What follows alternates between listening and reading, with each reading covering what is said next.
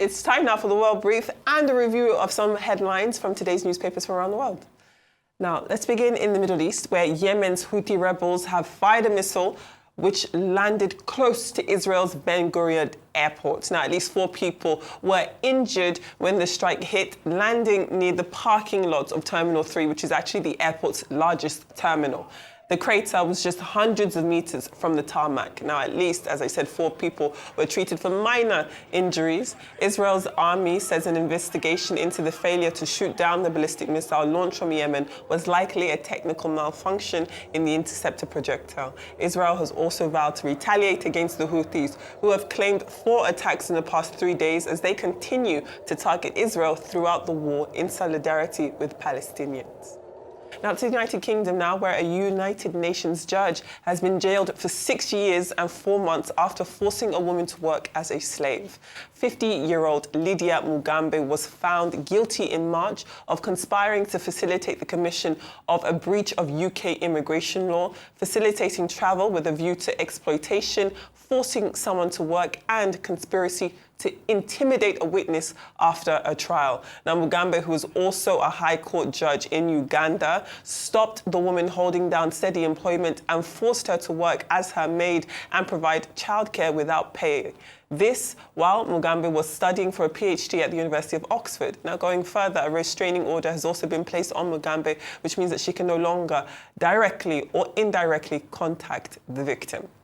And finally, Donald Trump on Sunday announced on his Truth Social platform a 100% tariff on all movies produced in foreign lands, saying the US film industry was dying a very fast death due to the incentives that other countries were offering to draw American filmmakers. Now, in his post, he claimed to have authorized the Commerce Department and the US Trade Representative to immediately begin instituting such a tariff. Now, film and television production in Los Angeles has actually fallen by nearly 40% over the past 10 years. That's according to Film LA, a non-profit that tracks the region's production.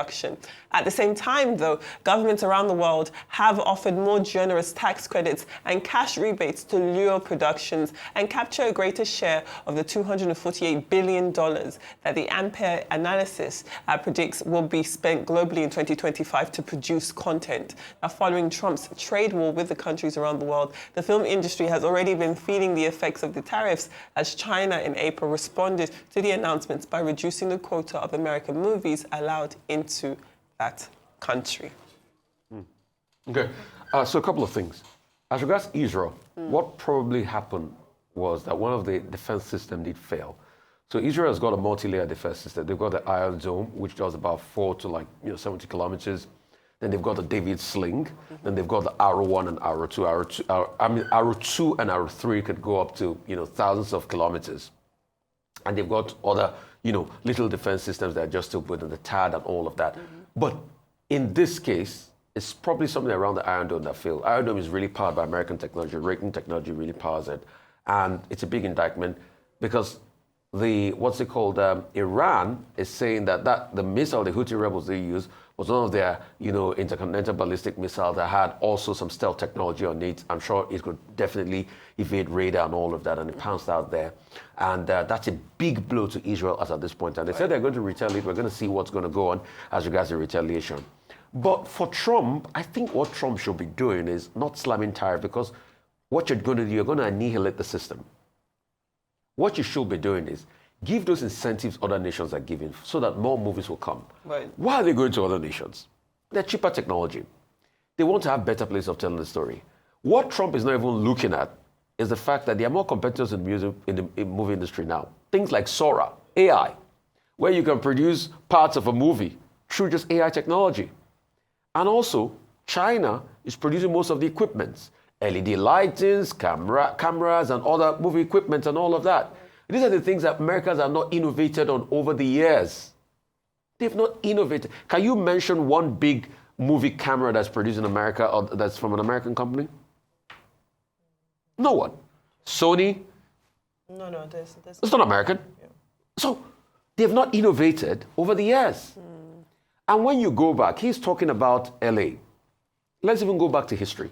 Why was LA in the first place the home of movies? Because of the big desert and the sceneries.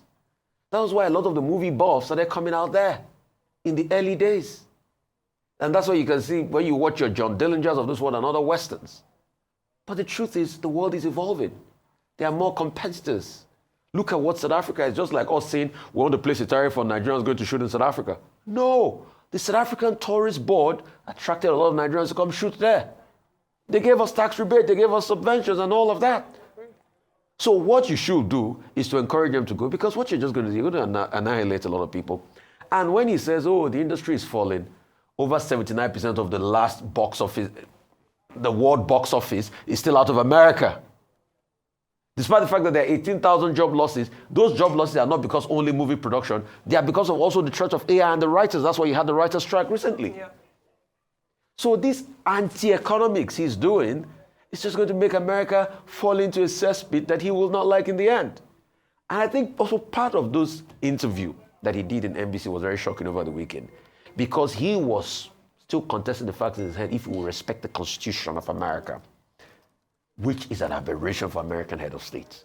So these are a lot of things that are happening. So very quickly on this film, the issue, the American film industry. Funny story to tell. So I was once cast to be an extra in a film called Invictus. It was a Matt Damon film which reenacted Nelson Mandela during the 1994 Rugby World Cup. So I was an extra in that. Nice. And I was paid less than $100 for my services. It was about 12 hours work on that day. I was a student. But that less than, I think it was about $90 at the time. It was 1,000 and something rand. But that $90 I was paid to be an extra for the day, which for me was fantastic as a young student. And, you know, it really like propped up my earnings for that month. It's impossible to pay that in the United States because there's so many labor laws, there's so many, the unions are extremely strong. You can't get away with that. You simply can't. So I think that it's, as much as it's important to have those structured unions, those structured labor laws and so forth, I think there maybe needs to be a conversation with the industry as well to find out how it can become competitive again. Right. Because it's not just South Africa, like you mentioned. Morocco is a massive destination as well, where they're building these incredible world-class sound studios, and it's just cheaper. The labor laws, the regulations are a lot more relaxed. I mean, they just get students to come and do a lot of the stuff. Funny enough, Bollywood does the same as well. Also did an extra on a Bollywood film. They do the same as well. So I think there needs to be a broader conversation. Tariffs are not the solution for everything, unfortunately. Now, to Lydia Mugambe, who for me highlights a bigger problem that we have in African society with how we treat our domestic staff. Because we now carry ourselves overseas and think we can maintain the same behavior. You cannot. So many people treat their domestic helps like slaves. They have no rights. They are underpaid. You can see the shock on her face when the police were arresting her. To say, she said, I watched the video. She said, I have immunity. I'm a judge. I have immunity. So she's in the UK as a student. She's studying at Oxford University. But she says that, oh, this girl begged me to bring her to the UK. But you're not allowing her to work. So whether she begged you, you're still responsible for her. And ultimately comes back to the same thing, that we try to carry some of our bad habits overseas. And it's happened to people I know that actually, had to go to court and so had several issues. It's a major issue. You travel with your domestic staff from here in Africa. You try to maintain the same standards that you maintain here. No, you can't do that. They're paid per hour there. Still, borders on the same issue of labor laws that I'm talking about. Exactly so, Lydia Mugambe, next time, review how you treat your domestic staff. She's got, what, six years and 4 months to think about it. 6 years. But in the United Kingdom, you typically spend 50% of your sentence in prison, and then the other 50%, provided she behaves well, on what do they call it? Not remand, but on probation. Probation. Education is over now. Yeah, well, it's on hold at the least. At the very least. At the very least. She has plenty of time to study behind bars. Well, let's move on now to newspaper headlines across the globe. Let's start in Nigeria with This Day. Now, This Day has the presidency responding to comments made by the outgoing president of the African Development Bank, Dr. Akinwumi Adesina, that Nigerians today are worse off than they were during independence in 1960s. Now, presidential spokesperson Bayo Ononuga said that Adesina's assertions were based on inaccurate data and a narrow assessment of Nigeria's economic evolution. There's also the concern on the front page of the Disday by Christian Association of Nigeria, CAN, over the killings across the country that has at least 4 people, that's as 4 people were killed in a new attack in Benue State, unfortunately. Moving on to the Punch, the National Assembly has urged the Supreme Court to dismiss this lawsuit filed by those 11 PDP governors, challenging the declaration of a state of emergency in Rivers State. Now, the federal legislature, in its response, contended that the plaintiff's lawsuit was procedurally flawed and lacked merit. It also argued that the court lacks the jurisdiction to entertain the lawsuit and should award 1 billion naira in costs against the plaintiffs for filing what it termed a frivolous and speculative lawsuit. The Daily Trust, however, leads with the World Bank saying that poverty is rising in rural Nigeria, which does echo to some extent the earlier point made by Dr. Akinwumi Adesina about Nigerians being worse off today. And staying with insecurity, the Daily Trust also reports that 13 hunters have been killed by Lakurawa. Now, to the Daily Independent this morning, which leads with the 1-year anniversary of the suspension of Dana Air. Now, the suspension, the 5-year anniversary is not. Am I confused? Well, whatever happens, this suspension back in 2022 was due to the airline's inability to meet financial obligations and maintain safe operations. So the 2024 suspension a year ago followed a runway incursion incident at the Lagos airport and was a precautionary measure while the NCAA conducted a safety and economic audit. A year later, passenger refunds remain trapped and staff salaries are still unpaid. Now, among the many stories on the front page of the Vanguard, the federal government is pledging cash payments and promissory notes to address its 4 trillion naira debt when it comes to Gencos and electricity. The Daily Sun has former Vice President Atiku Abubakar supporting the hitting back against Ifeanyi Okowa, who's, of course, the former Delta State governor and also the former PDP's vice presidential candidate. Essentially, they're calling him a betrayer. And that comes off the back of him obviously defecting from the PDP to the ruling APC. Let's take a look at the front page of The Guardian. This morning, about 5 years after ex-president Muhammadu Buhari approved the establishment of the 15 trillion naira, $37 billion at that time, this was for the Infrastructure Corporation of Nigeria, Infracorp. Now, the promoters of the public infrastructure behemoth appear to have abandoned this project now. Infracorp, which was a pet project of former governor of the central bank, Godwin Emefiele, was promoted by the regulator, the AFC, and the Nigeria Sovereign Investment Authority. Now, all 3 of those entities committed 1 trillion naira seed capital to the takeoff of the company, which they described as a game changer in the country's historic search for a sustainable public infrastructure funding vehicle. But an investigation has suggested that the enthusiasm that birthed the scheme fizzled out with Emefiele's exit, and the company, which is barely living on paper, has been left in neglect. Those are your papers from across the country. So, Sarah, I want to talk about this morning is the NEL Fund. Okay. God knows whatever is happening stuff. there. Yeah, the student loan fund and all Yes. of that. But the ICPC is on top of it. We've been seeing messages and counter messages. They say, oh, they're not saying that there's any level of corruption. We've been seeing some evidence being put forward that they quote a certain number for school fees and the number has increased and all of that. We'd like to get to the end of that investigation. Because when you check historically in this country, this is not the first time we've had something like a student loan scheme. And we always know what goes on. So we need to be able to look deeply about what is happening as regards the student loan scheme.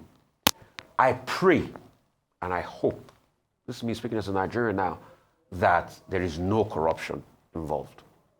Because if there's any, it will be shocking. So I want to pray and hope that there's no corruption. I pray and hope that at the end of all of this, that Nelford will be vindicated, that there's no corruption. Just like I prayed and hope that the Warri refinery should be working top shape, and today we're hearing all that stories and the Port Harcourt refinery. So I'm praying, I'm hoping against hope. This is my optimistic, happy warrior self. I just hope that we can start to see some progress soon with insecurity. Rufai mentioned the case that happened in Yobe over the weekend. There was another one in Borno. Then you mentioned the Lakurawa one in Sokoto. Yes. I mean, Benue continues, Yes, of Plateau continues. Of course, we saw the president, take a trip to Katsina over the weekend, which, I don't know, some people felt that it was almost diluted by the fact that, there was the pepper souping and jolloфing at the wedding afterwards. I thought it started so strong because, you saw his message to the troops. How is morale? How is, that body language read so beautifully. And then, okay, some might analyze and say, well, it was important for him to attend the wedding so that they can put out that image that life is continuing, that it's a safe place, people can go about their daily activities. But it almost seemed to water down the effect that, we're going there to read a riot act to these terrorists, these bandits, these criminals, and so forth. So I think it was interpreted in different ways, but I think many people felt like the timing could have been a little bit better. Great. All right, Adefemi, thank you Always a for pleasure. that. Let me I'm get so up and glad go. you're sticking. You're not going anywhere. No. We're holding you down.